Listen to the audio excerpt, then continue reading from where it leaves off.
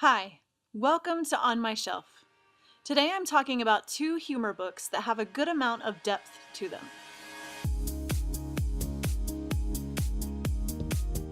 I enjoy reading humor books whenever I can, but my favorite humor books to read are those that also have a little bit of depth to them.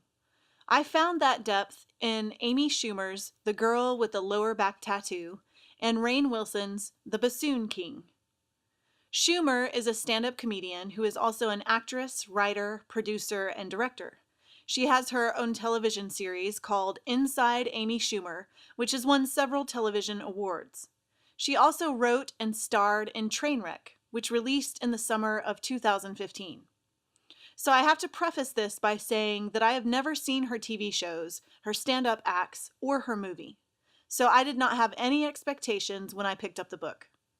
I say this because some of the reviewers for The Girl with the Lower Back Tattoo mentioned that they were disappointed with all the serious parts that Schumer snuck into her book. They thought she should just stick to her comedy side. I loved those serious places though. I thought they were classy, truthful, and deep. I really enjoy when people who are funny can tie their humorous stories into something meaningful, and Schumer did this well in several different places. It's not easy to write comedy in the first place. Not everyone shares the same sense of humor. But I've read a lot of comedy books that seem to be just empty comedy. Or they're roasting people. Or they're writing a book because it's the next thing to do for their career. Schumer approached her book knowing that she had a greater duty to her public. She wrote about her relationships and the phenomena of body shaming, and her dad's battle with multiple sclerosis, and her eventual acceptance of her body and its imperfections. She was brutally and refreshingly honest in a heartwarming and funny way, and I was as encouraged as I was entertained by her words. It was a great read. The Bassoon King chronicled Rainn Wilson's journey into acting and also his journey into faith. He began at his childhood and walked readers through the twists and turns of his life that led to acting and, eventually, The Office, one of the most popular television shows in America.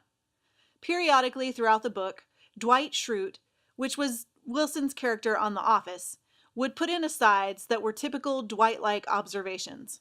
It made for hilarious reading. But interspersed in the hilarious parts, Wilson showed his humanity.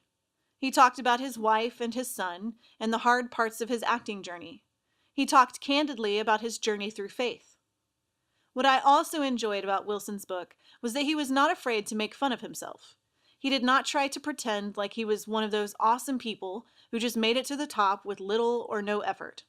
He worked really hard at becoming an actor and had a hard time embracing his humor side for a while.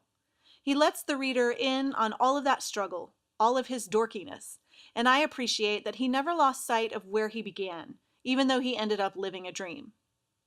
Here's one of my favorite quotes from The Bassoon King, which happens to be the very last lines of the book. When you are able to tell your own story, you heal yourself.